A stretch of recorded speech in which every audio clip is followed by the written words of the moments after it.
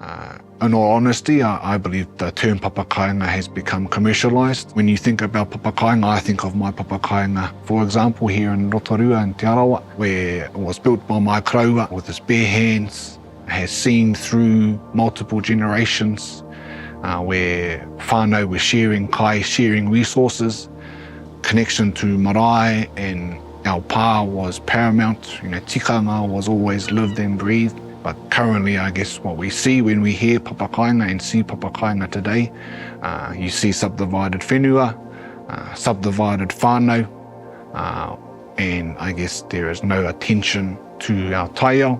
There's no consideration of the upkeep of our Taiao. And so when our Taiao isn't healthy, we as people won't be healthy, which brings me to that famous term, māwiwi whenua, māwiwi tangata.